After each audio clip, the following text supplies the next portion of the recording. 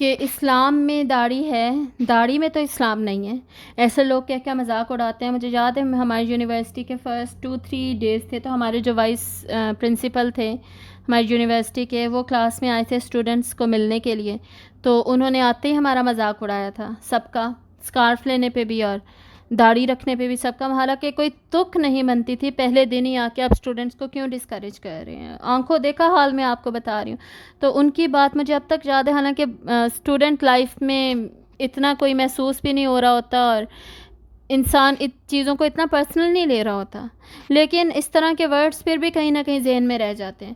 تو اس وقت وہ جی داڑھی میں اسلام نہیں ہے، سارا اسلام میں داڑھی ہے، تو تم سب نے داڑھی، تم سب نے تو نہیں، جس نے رکھی ہوئی تھی تم نے داڑھی کیوں رکھی ہوئی ہے، اور یہ اتنی گرمی میں یہ پردہ کیا ہوا ہے اس طرح۔ مجھے یاد ہے اکثر لوگ ہمیں اس طرح دیکھا کرتے تھے اوپر سے نیچے کہ اتنی گرمی میں اس نے کیسے عبایا پہنا ہوا ہے، اور بھی بہت کچھ۔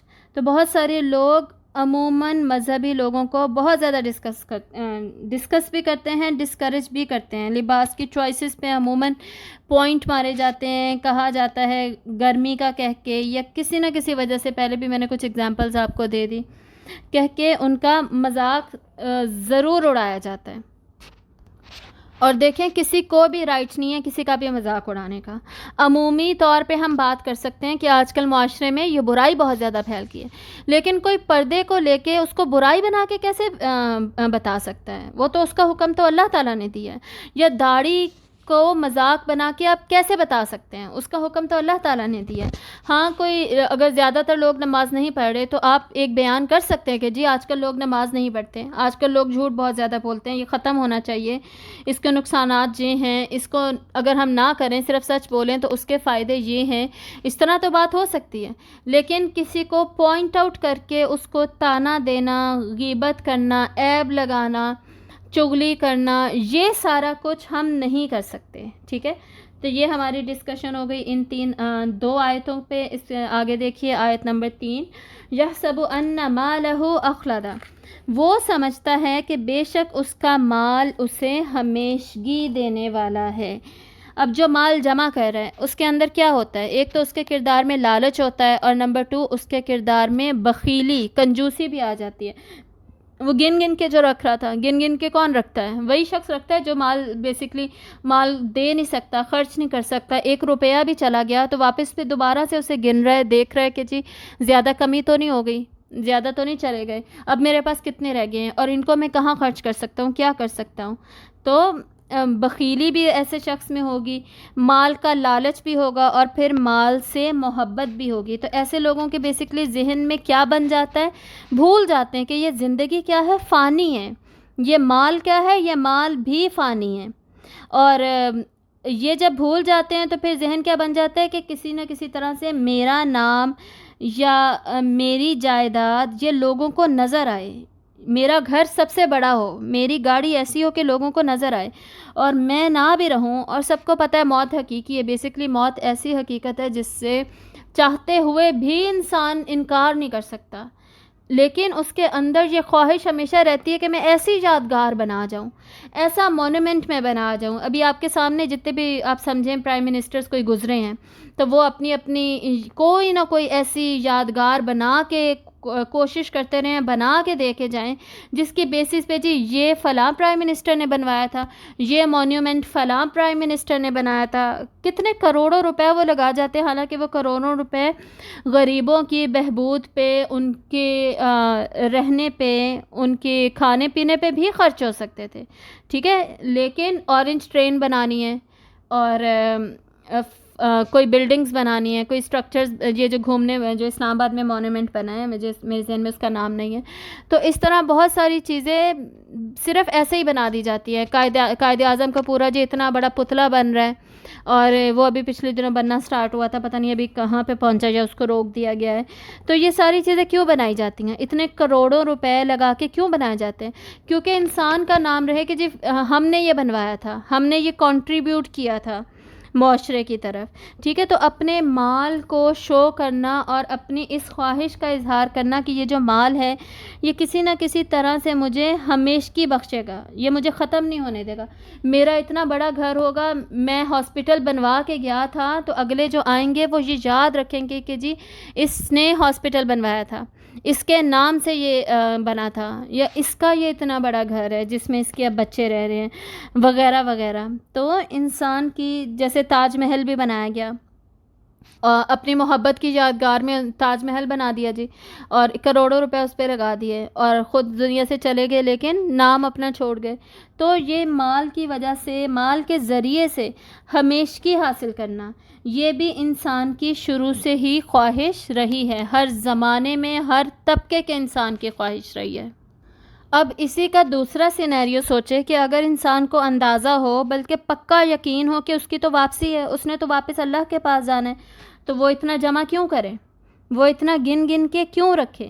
وہ اپنے مال سے مطمئن ہو کر کیوں بیٹھ جائے کہ جی یہ مال مجھے میرا نام دے گا، نام چھوڑ دے گا؟ اس کو یہ یقین کیوں نہ ہو کہ میرا نام، میرا ذکر فرشتوں کی محفل میں ہو، قبر میں جا کے میرے لیے آسانی ہو، ہمیشگی کی زندگی تو میرے بعد میں شروع ہوگی۔ یہ مال مجھے ہمیشگی نہیں دے سکتا، میرے اعمال مجھے ہمیشگی دے سکتے ہیں، اور وہ بھی ہمیشگی کی اللہ کی رضامندی کی جو زندگی ہے جو بعد میں شروع ہونی ہے، اس کے لیے انسان تیاری کرے۔ لیکن نہیں، یہاں پر وہ انسان، ایسا انسان اپنے کردار میں یہ صفات رکھ کے یہاں پر ہی سارے مزے اٹھانے چاہتا ہے اور لذت لوٹنا چاہتا ہے، جبکہ حقیقت کیا ہے؟ حقیقت میں وہ برابر چور چور ہو رہا ہوتا ہے، اس کی عمر ڈھل رہی ہوتی ہے، صحت گر رہی ہوتی ہے، جوڑ تک جواب دے رہے ہوتے ہیں، یعنی خود نظر آ رہا ہے، اپنی زندگی نظر آ رہی ہے کہ میں کس جوانی سے کس بڑھاپے کی طرف جا رہا ہوں۔ ہر چیز میں کیا ہے؟ فنا ہے، ہمیشگی تو کسی بھی چیز میں نہیں ہے۔ جمع کر کے، گن گن کے بھی، اور ہمیشگی کی خواہش کر کے بھی کوئی فنا ہونے والا جو کانسیپٹ ہے وہ ختم تو نہیں ہو جائے گا۔ الٹیمیٹلی فنا کی طرف تو میں نظر آ رہا ہوں جاتا ہوا، تو پھر کیا یہ سارا کچھ ختم نہیں ہوگا؟ یہ دنیا ختم نہیں ہوگی؟ تو پھر یہ میرے سارے کام، یہ سب کچھ کیوں ہے؟ یہ کس وجہ سے ہے؟ یہ انسان نہیں سوچتا۔ تو یہ تھا آیت نمبر 1 سے 3 تک جو ہم نے دیکھا فرسٹ سیکشن، اور جس میں ہم نے بیسکلی 5 خصوصیات پڑھیں جو اخلاقی طور پہ انسان کو پست کر دیتی ہیں، اور وہ کون سی تھیں؟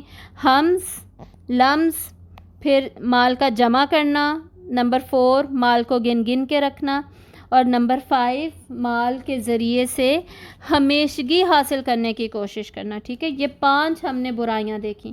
اب اس کے آگے سیکنڈ سیکشن میں ہم پڑھنے لگے ہیں ایسے شخص کا انجام کیا ہوتا ہے۔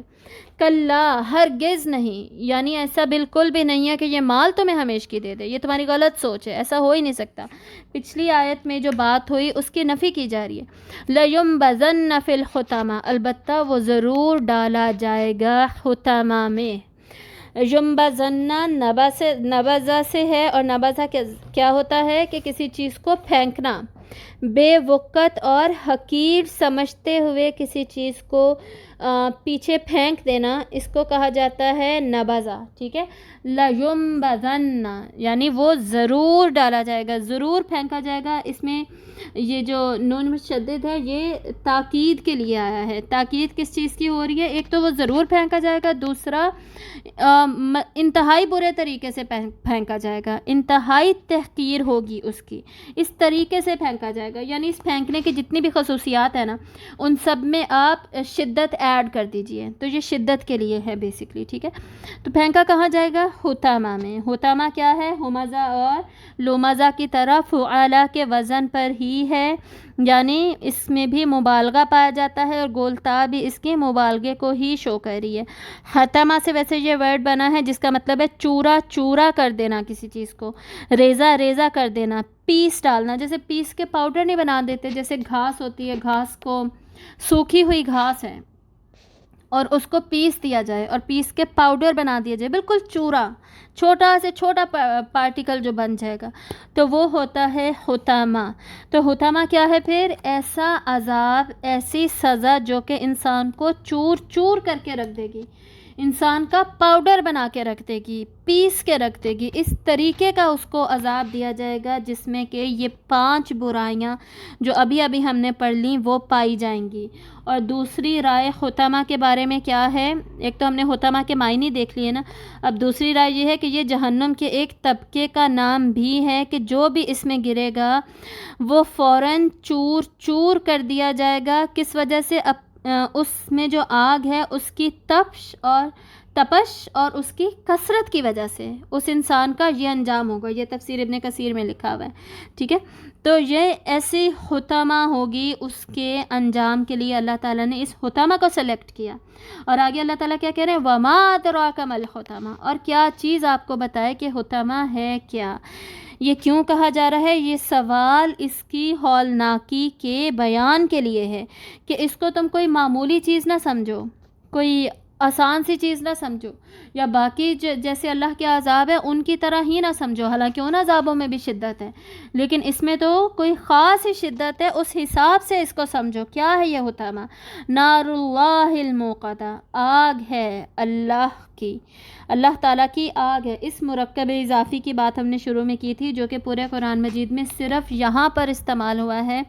اس آگ کو جو حطمہ کے اندر بھری ہوئی ہوگی خاص طور پر اللہ تعالیٰ اپنے ساتھ کیوں منسوب کر رہے ہیں؟ اس کی ہولناکی، اس کی شدت اور اس کی کثرت کے اظہار کے لیے کہ وہ آگ جس کو خصوصاً اللہ تعالیٰ بتا رہے ہیں کہ یہ میری آگ ہے. تو ایک اتھارٹی کی جو آگ ہے، اب خود سوچیں کہ وہ کیسی ہوگی. اس کو آپ اس ایگزامپل سے سمجھیں کہ جیسے کوئی ایک شیف ہے، کوئی ایک گھر میں کھانا بناتا ہے، وہ کہتا ہے کہ یہ میں نے بنایا ہے، اور اس کے اپوزٹ ایک شیف کھڑا ہے، وہ کہتا ہے کہ جی یہ میرا، دوسرا کھانا وہ دکھاتا ہے اور کہتا ہے یہ میرا کھانا، یہ میں نے بنایا. ہمارے ذہن میں فوراً کیا آئے گا کہ یہ جو شیف ہے اس کو اتھارٹی ہے فوڈ پہ. ٹھیک ہے، اس کا پرٹیکولر اسکل ہے، تو اس نے جو کھانا بنایا ہوگا، دیا ہوگا، پیش کیا ہوگا، وہ تو کوئی الگ ہی اسٹینڈرڈ ہوگا. سمجھ آ رہی ہے نا؟ تو ایگزیکٹلی اسی طریقے سے وہ آگ جس کو اللہ تعالیٰ خود اپنے ساتھ منسوب کر رہے ہیں اور اللہ سے زیادہ اتھارٹیٹیو، اقتدار والا، قدرت والا، علم والا کوئی بھی نہیں ہے، تو پھر اس آگ کی کیسی شدت ہوگی، کیسی اس کی ہولناکی ہوگی، کتنی زیادہ وہ آگ ہوگی، کتنی ہیبت ناک ہوگی، ہماری سوچ سے بھی باہر ہے. اور کس کے لیے ہے یہ؟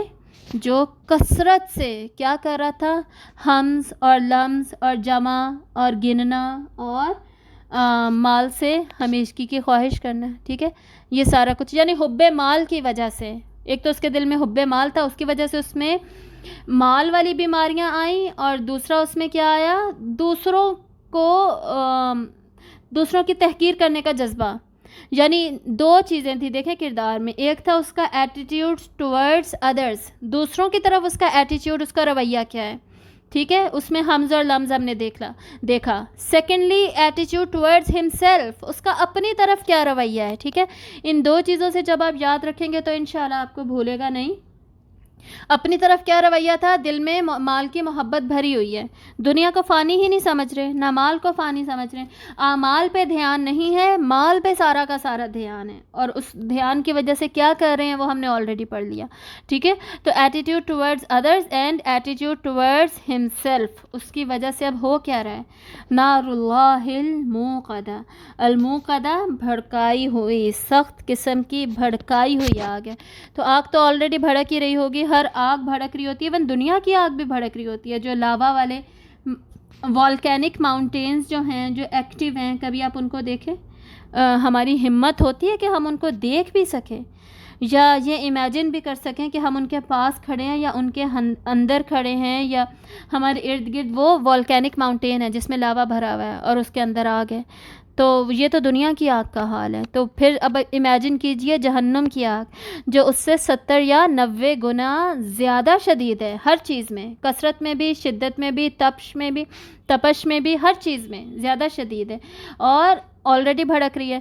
اس کے بھی مقابلے میں اب سوچیں حطمہ کی آگ جس کو اللہ تعالیٰ کہہ رہے ہیں کہ یہ میری آگ ہے اور میں نے اسے مزید بھڑکایا ہوا ہے. الموقدہ، اس کی صفت کیا ہے؟ اتنی زیادہ اور زیادہ بھڑکائی گئی ہے یہ. یعنی اوپر اوپر تک اس کے شعلے جا رہے ہوں گے اور بھڑک رہے ہوں گے، لمبی لمبی جاری ہوگی اور شدت ہوگی اس میں، امیجن بھی نہیں ہم کر سکتے، لیکن امیجن کرنے کی کوشش ضرور کرنی چاہیے تاکہ ہم ڈریں۔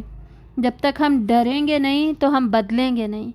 میں نے بہت پہلے آپ کو، بہت پہلے تو نہیں، کئی صورتوں میں بتا چکی ہوں، پھر سے ریپیٹ کر دیتی ہوں، انسان اپنے ایکشنز کو بدل لے، اپنے عمل کو بدل لے۔ اس بدلنے کے لیے کیا ضروری ہے؟ سب سے پہلا محرک جو انسان کو بدلتا ہے وہ کیا ہے؟ موٹیویشنل ٹول کیا ہے جو انسان کو بدلتا ہے؟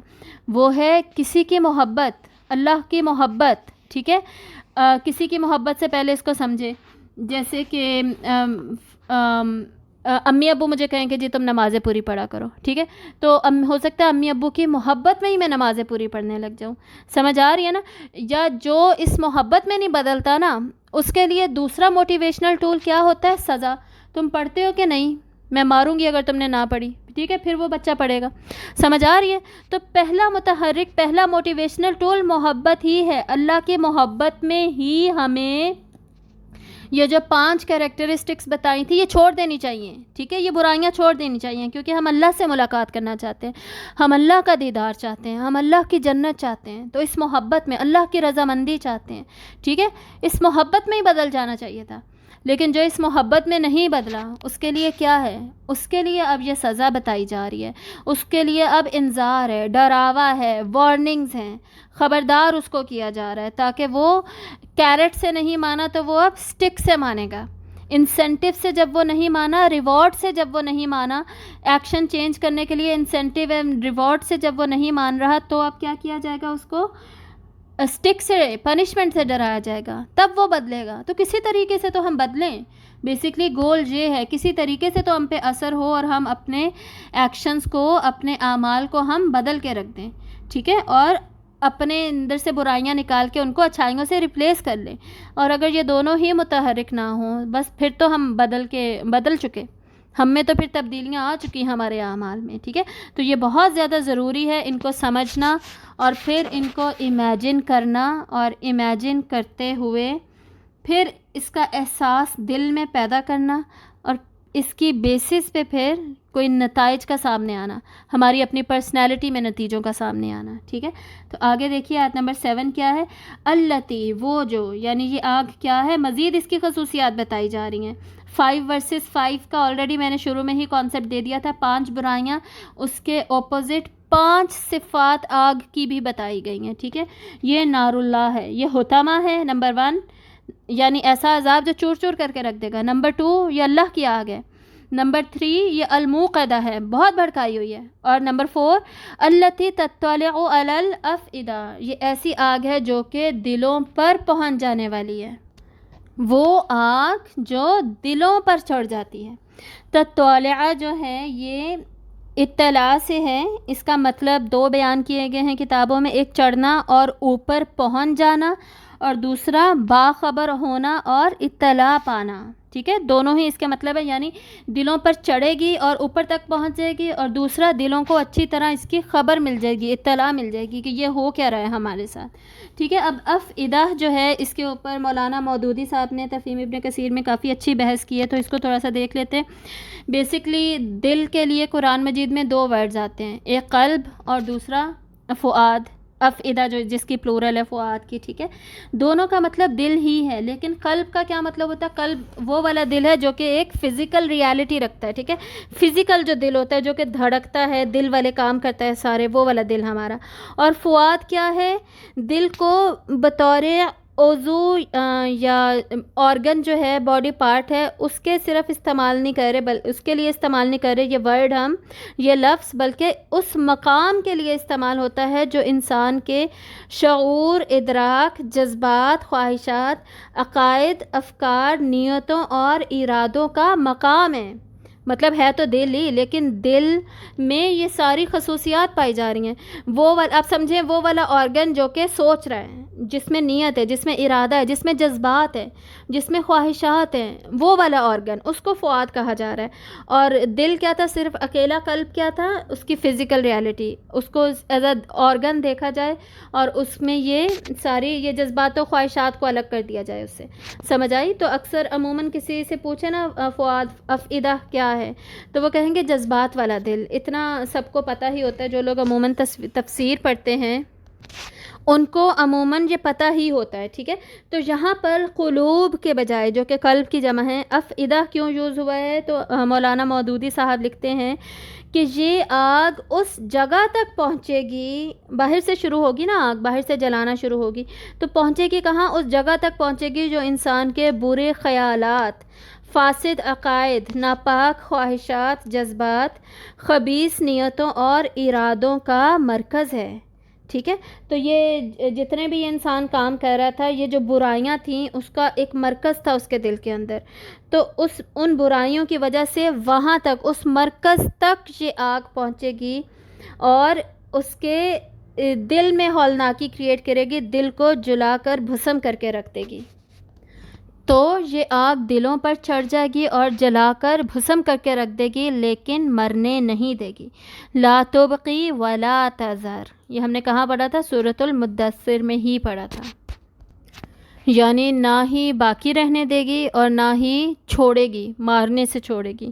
اور سورۃ الاعلیٰ میں ہم نے کیا پڑھا تھا؟ ثم لا يموت فیہا ولا یحیا، پھر نہ ہی وہاں پہ موت ہوگی اور نہ ہی وہاں پہ زندگی ہوگی، یعنی اس انسان کو پھر سے دوبارہ بنا دیا جائے گا اور پھر سے وہ اس آگ میں جلے گا اور آگ دلوں تک پہنچے گی اور پھر سے وہ اس کو ختم چورا چورا کر کے رکھ دے گی، پھر سے وہ بنے گا اور یہ پروسیس پھر چلتا ہی رہے گا۔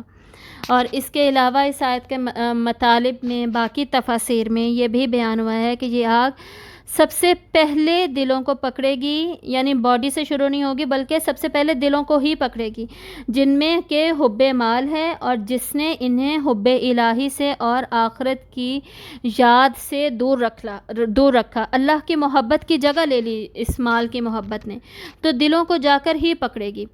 اس کے علاوہ بیان القرآن میں لکھا ہے کہ اس آگ کی جو حدت ہے یہ انسان کی جلد سے زیادہ اس کے دل پر اثر انداز ہوگی۔ تطلع علی الافئدہ کا یہ مطلب ہے۔ اور اس کے علاوہ یہ بھی لکھا گیا ہے کہ یہ آگ اس کے رنج و حسرت سے ابھرے گی اور اس کے قلب کو، اس کے دل کو عذاب دے گی، اور یہ بھی کہ یہ دل اس میں شامل ہوگا تو ان کے تمام شکوک جو ہیں وہ ختم ہو جائیں گے۔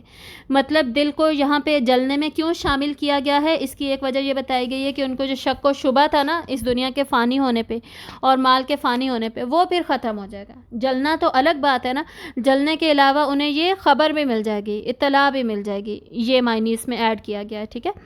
آگے دیکھیے، انہا علیہم مؤصدہ، بے شک وہ ان پر بند کی گئی ہے، مؤصدہ بند کر دی گئی ہے۔ اس کا کیا مطلب لیا گیا ہے کہ مجرموں کو اس میں ڈال کر اوپر سے بند کر دیا جائے گا۔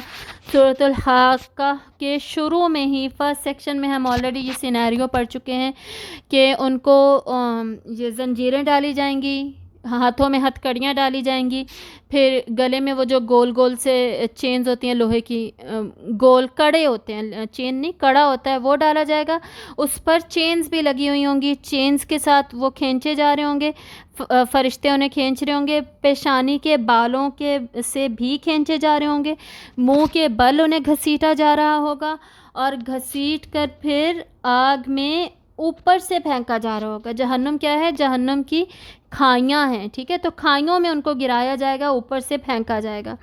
تو اس وجہ سے ہمیں پتہ یہ چل رہا ہے بیسیکلی کہ دروازے نہیں ہیں، جہنم کے دروازے سے ڈائریکٹ انٹرنس نہیں ہے، اوپر سے نیچے کو انٹرنس ہے، ٹھیک ہے؟ ایک تو یہ تقریباً ساری آیات سے قرآن مجید کے ہمیں یہ بالکل واضح کلیئر ہو جاتا ہے۔ اور پلِ صراط پر چلنے کا جب ہم کانسیپٹ پڑھتے ہیں، سورۃ مریم میں اس کی تفسیر آتی ہے، تو اس میں بھی ہم دیکھتے ہیں کہ پلِ صراط سے جو انسان گزر رہا ہوگا تو نیچے کیا ہوگا؟ نیچے جہنم کی کھائیاں ہی ہوں گی، تو جو نیچے گر رہے ہوں گے منافقین وہ جہنم کی کھائیوں میں گر رہے ہوں گے، ٹھیک ہے؟ تو کھائیاں ہیں جہنم کی بیسیکلی، تو ان کے اوپر سے منہ بند کر دیے جائیں گے۔ اور ہم نے شروع میں پڑھا تھا نا کہ جہنم بولے گی کہ یا اللہ اور بھی ہے، حل میں مزید، اور بھی ہیں جو میرے اندر ڈالے جائیں، تو اللہ تعالیٰ اپنا قدم اس کے اوپر رکھ دیں گے اور تب وہ بند ہوگی، اس کا منہ بند ہوگا۔ تو یہاں پر آپ اسی اب جہنم کو امیجن کیجئے، اس وجہ سے ہم اتنی ڈیٹیل پڑھ رہے ہیں کہ وہ ان پر بند کی ہوئی ہے، مکمل طور پہ بند کر دی جائے گی۔ کیوں؟ تاکہ تپش اور حرارت جو ہے، اس کی گرمی ہے، اس کی شدت ہے، اس کی ہولناکی ہے، اس کا کثرت سے ہونا ہے، یہ سارا کچھ کیا ہو، مکمل طور پر ایسے انسانوں پر اثر انداز ہو، اس میں سے ذرا سی بھی اس کی جو کوالٹیز ہیں وہ ضائع نہ ہوں، ٹھیک ہے، بلکہ سب کا سب ایسے لوگوں کو جلانے میں ہی صرف ہو، یعنی پوری کی پوری طاقت اور قوت کے ساتھ ہی آگ اپنا کام کرے۔ آلریڈی اس کی کتنی قوت اور طاقت ہے ہم پڑھ چکے ہیں، اور پھر بھی اوپر سے بند بھی کر دی گئی تاکہ مزید ہی شدت میں اضافہ ہو جائے، ٹھیک ہے۔ اور سورۃ البلد میں بھی ہم نے اس سے ملتی جلتی آیت پڑھی تھی نا، بالکل اینڈ میں، علیہم نارم مؤصدہ، ان پر آگ ہوگی جو کہ ان پر بند کر دی جائے گی۔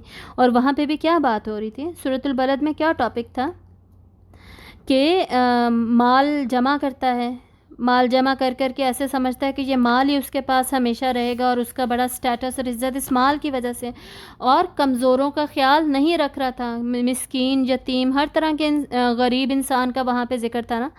تو وہی حب مال کیا کرتا ہے انسان کے ساتھ، اور کہاں کن کھائیوں میں اس کو گراتا ہے۔ وہاں پہ تو صرف اتنی بات ہوئی تھی علیہم نار مؤصدہ، اور یہاں پر مزید اس کی تفصیل آ رہی ہے۔ یہ دیکھیے اس صورت میں کیا تھا، سورۃ البلد میں کیا تھا، اَيَحْسَبُ أَن لَّن يَقْدِرَ عَلَيْهِ أَحَدٌ يَقُولُ أَهْلَكْتُ مَالًا لُبَدًا، وہ کہتا ہے میرے ڈھیروں مال نے مجھے ہلاک کر دیا، مطلب کہ واہ واہ میرا کتنا مال ہے، میں نے جمع کر لیا، شان بن گئی میری تو میرے مال کے ساتھ، یعنی اتراتا ہے اپنے مال کے اوپر، ٹھیک ہے۔ یہ یہاں پہ ایکسپریشن دیا جا رہا ہے۔ اَيَحْسَبُ أَن لَّمْ يَرَهُ أَحَدٌ أَلَمْ نَجْعَل لَّهُ عَيْنَيْنِ وَلِسَانًا وَشَفَتَيْنِ وَهَدَيْنَاهُ النَّجْدَيْنِ فَلَاقْتَحَمَ الْعَقَبَةَ، پس نہیں وہ داخل ہو گئے گھاٹی میں۔ گھاٹی، جہنم کیا ہے؟ کھائیاں ہیں، گھاٹی ہے، گہری ہے، نیچے کو جاتی ہے۔ وَمَا أَدْرَاكَ مَا الْعَقَبَةُ فَكُّ رَقَبَةٍ أَوْ إِطْعَامٌ فِي يَوْمٍ ذِي مَسْغَبَةٍ، کیا نہیں کرتا تھا وہ؟ یتیموں کو کھانا نہیں کھلاتا تھا، مسکینوں کو، سخت بھوکے کو کھانا نہیں کھلاتا تھا، یتیماً ذا مقربہ، یتیم قرابت دار کا خیال نہیں رکھتا تھا، او مسکیناً ذا متربہ، مسکین خاک نشین کا بھی خیال نہیں رکھتا تھا، ٹھیک ہے۔ اور آخری آیات کیا ہیں؟ والذین کفروا بآیاتنا هم اصحاب المشأمہ، یہ مشأمہ ہوں گے، اصحاب المشأمہ ہوں گے یعنی جہنم والے، علیہم نار موصدہ، ایسی ہی آگ میں ہوں گے۔ تو آپ دیکھ لیجئے کہ ایک تو مال کی محبت حد سے زیادہ، کون سی والی؟ یہ ہم نے پڑھ لی تھی، ٹھیک ہے، جو حرام حلال کو کی ڈیفینیشن انسان کے اندر سے نکال دے، حد سے گزری ہوئی محبت، مال کی محبت کی وجہ سے جو بیسکلی انسان میں بیماریاں پیدا ہو جاتی ہیں اس کی بات ہو رہی ہے، اور اس کی وجہ سے دوسروں کی طرف ایٹیٹیوڈ جو انسان کا چینج ہو جاتا ہے، یا تو وہ ان کے حقوق نہیں دے رہا، ان کا خیال نہیں رکھ رہا، یا اس صورت کے مطابق، سورۃ الہمزہ کے مطابق ان کا مذاق اڑا رہا ہے، ان کی تحقیر کر رہا ہے، تانے دے رہا ہے، برائیاں چل رہی ہیں، گاسپس ہو رہی ہیں، یہ سارا کچھ ہو رہا ہے، ٹھیک ہے، کیونکہ اکڑ ہی بڑی ہے، مال کی وجہ سے تکبر ہی بڑا ہے، ایٹیٹیوڈ ہی بڑا ہے، سمجھ آ رہی ہے نا۔ تو یہ ملتا جلتا یہ سارا سینیریو بتایا گیا ہے، اور اس کو ہمیں سمجھنے کی ضرورت ہے ہر صورت کے اعتبار سے، اور تاکہ ہمیں الٹیمیٹلی کسی وجہ سے تو تبدیلی آئے، ٹھیک ہے۔ آخری آیت دیکھیے، فی عمد ممددہ، امد ستون، بڑے بڑے ستون ہوں گے، ممددہ لمبے لمبے، مد سے ہم نے پہلے بھی پڑھا تھا نا، مدت، اس میں سورۃ الانشقاق میں، ٹھیک ہے، وہاں پہ میں نے بتایا تھا مدت مد سے ہے، مد جیسے الف مدہ آ کو لمبا کر دیتے ہیں نا، پھر جس لفظ پہ مد ہو اسے لمبا کر دیتے ہیں، تو ممددہ اس سے آپ یاد رکھ سکتے ہیں، لمبے لمبے بڑے بڑے ستونوں میں۔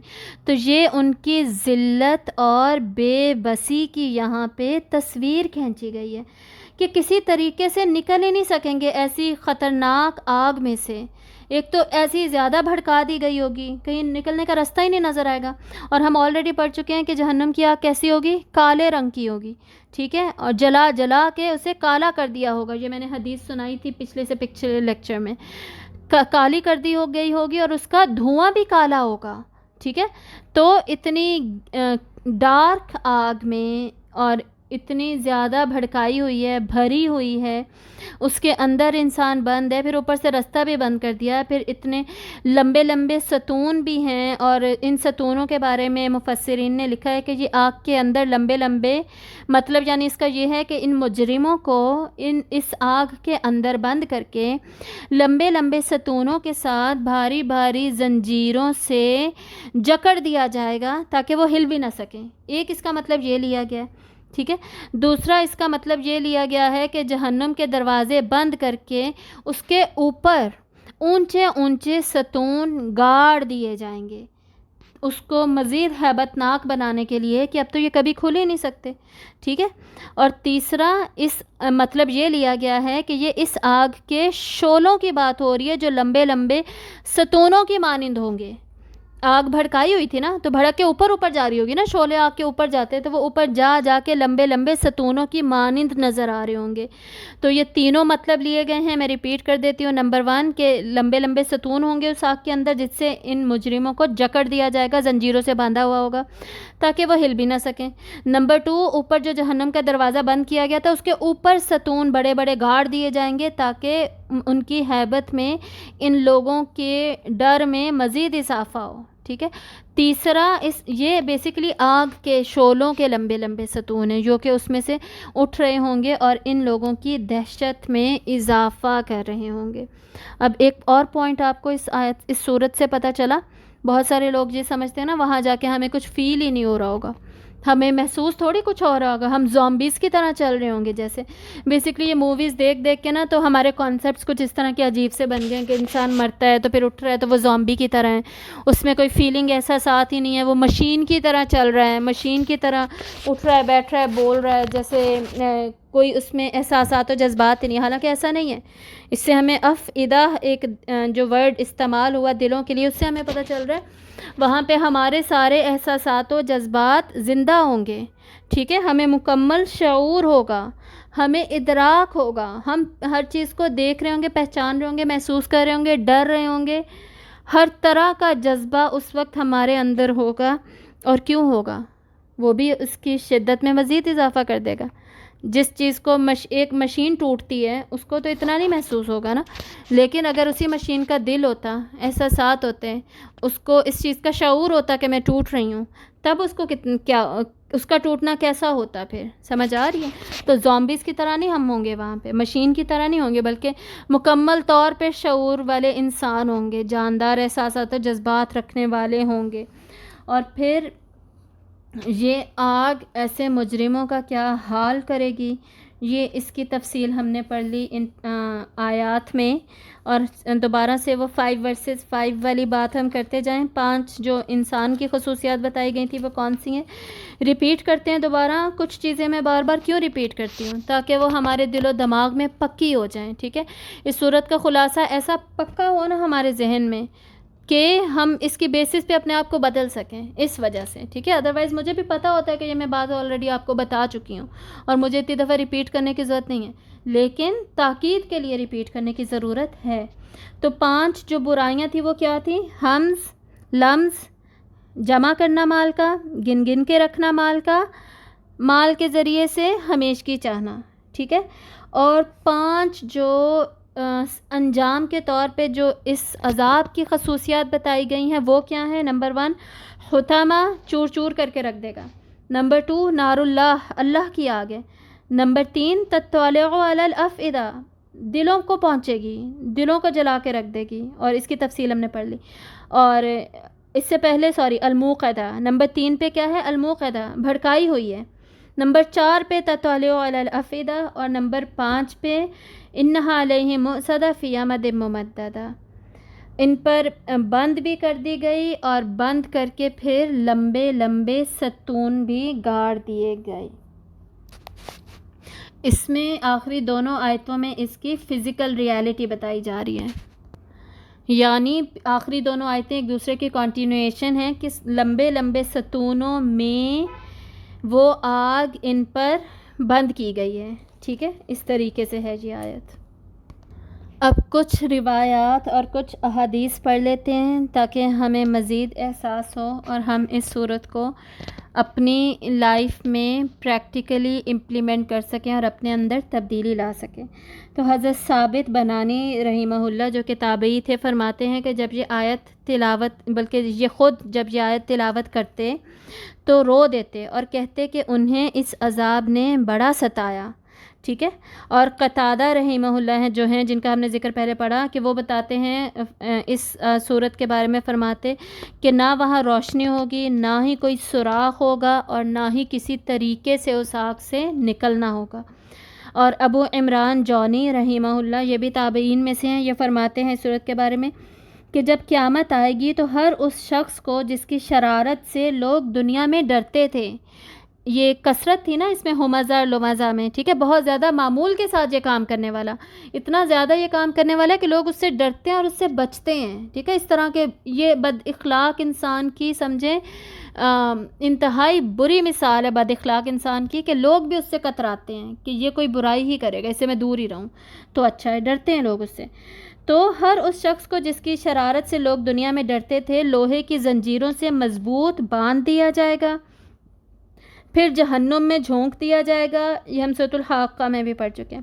پھر جہنم بند کر دی جائے گی، خدا کی قسم ان کے قدم کبھی نہ ٹکیں گے، انہیں کبھی آسمان کی صورت دکھائی نہیں دے گی، کبھی آرام سے آنکھ نہ لگے گی، کبھی کچھ کھانے پینے کی عام چیز نہیں ملے گی۔ یہ اس کی ہولناکی کو مزید انہوں نے ایکسپلین کیا ہے۔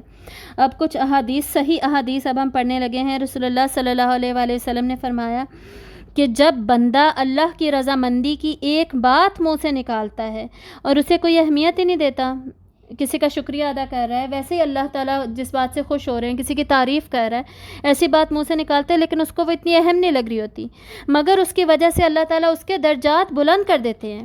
اور ایک دوسرا بندہ ہے جو کہ ایک ایسا کلمہ زبان سے نکالتا ہے جو کہ اللہ کی ناراضگی کا باعث بنتا ہے، لیکن اسے احساس ہی نہیں ہو رہا ہوتا، وہ اسے کوئی اہمیت ہی نہیں دے رہا ہوتا، تو اس کی وجہ سے وہ جہنم میں جا گرتا ہے۔ یعنی ہماری زبان سے کیسے الفاظ نکل رہے ہوتے ہیں، کبھی اچھا کبھی برا، ہم انہیں کوئی اہمیت ہی نہیں دے رہے، لیکن اللہ تعالیٰ کیا کہہ رہے ہیں کہ یہ اللہ کی نظر میں اتنے اہم ہوتے ہیں کہ ان کی بیسس پر جنت اور جہنم کے فیصلے ہو جاتے ہیں۔ تو ہمیں ڈرنا چاہیے اس زبان کے غلط استعمال سے۔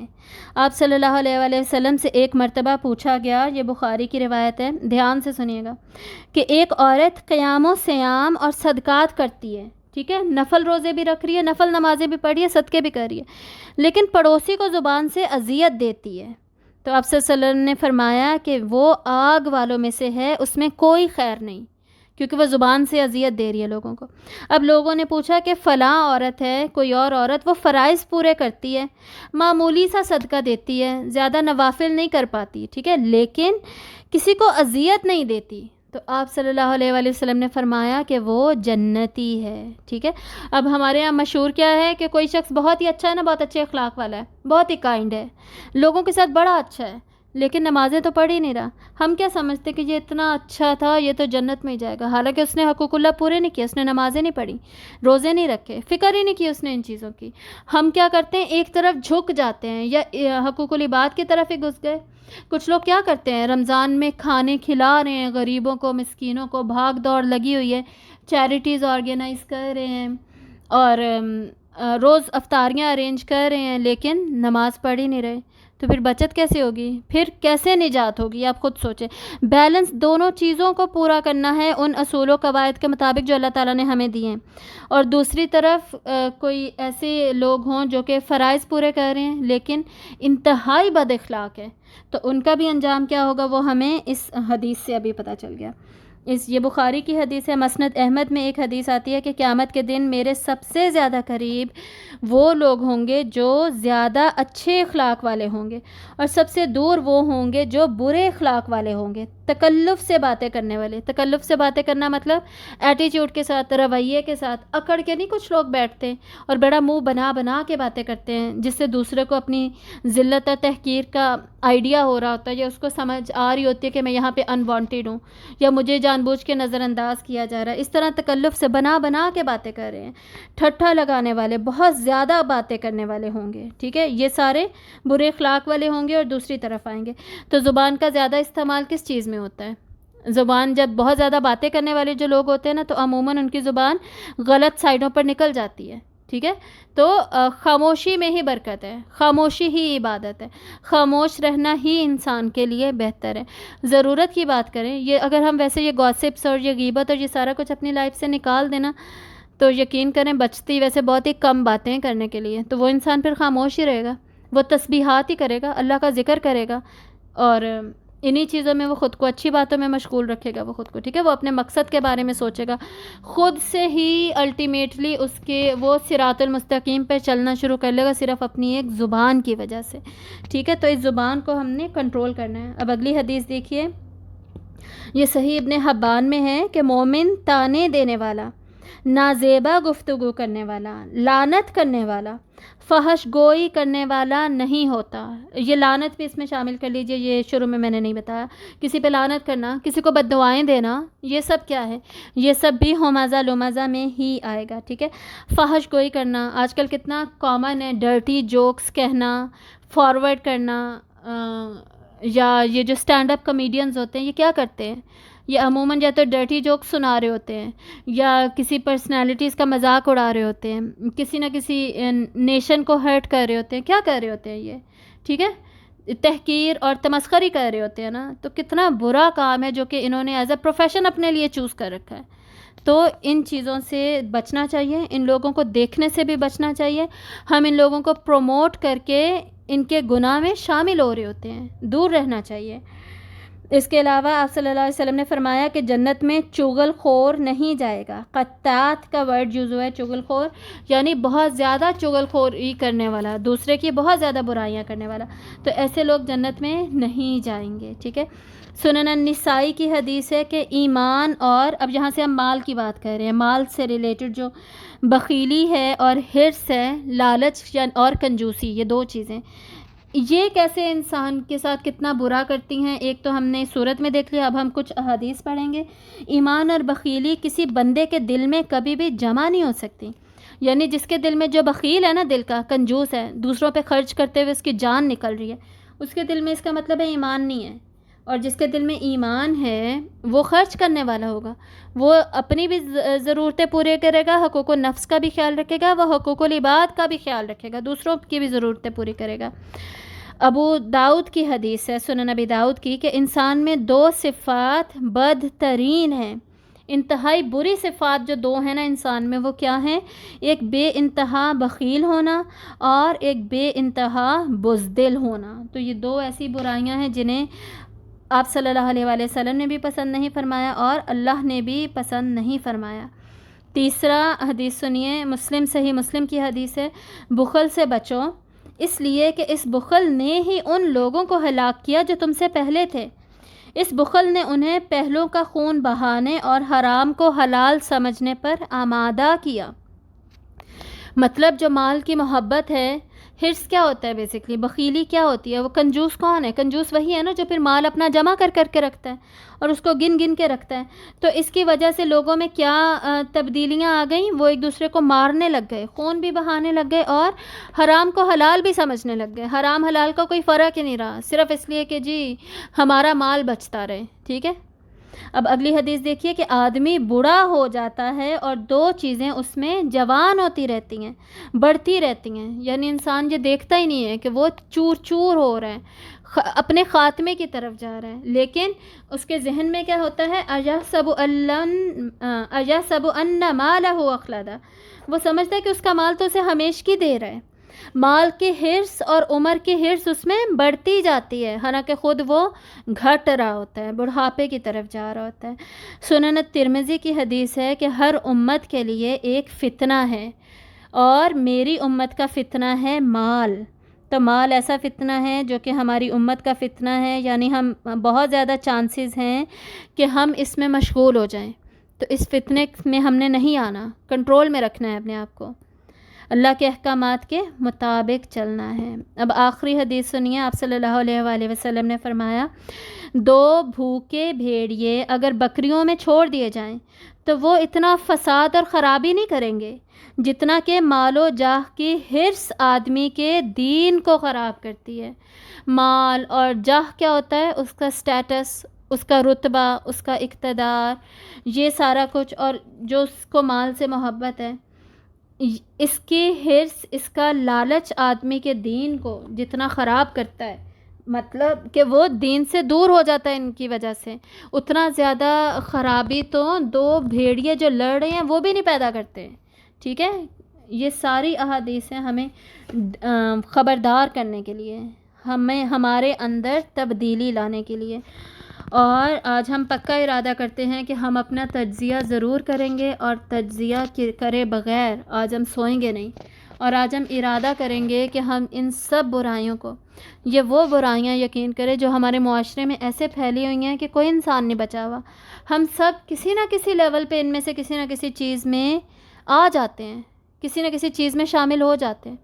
تو ہم نے اپنے لکھنی ہے کہ کون سی برائیاں ان میں سے ہمارے اندر، اور ان کو ہم نے نکال کے پھینک دینا ہے، زبان کو کنٹرول کرنا ہے، اپنے اعمال کی طرف توجہ دینی ہے، اپنی زبان کے غلط استعمال کو ختم کرنا ہے، تسبیحات اور ذکر کی طرف آنا ہے، اپنے نیک اعمال کو اور لوازم نجات پر فوکس کرتے ہوئے ان کو بڑھانے کی کوشش کرنی ہے. وآخر دعوانا ان الحمد للہ رب العالمین. سبحانک اللہم وبحمدک، اشہد ان لا الہ الا انت، استغفرک واتوب الیک. السلام علیکم ورحمۃ اللہ وبرکاتہ.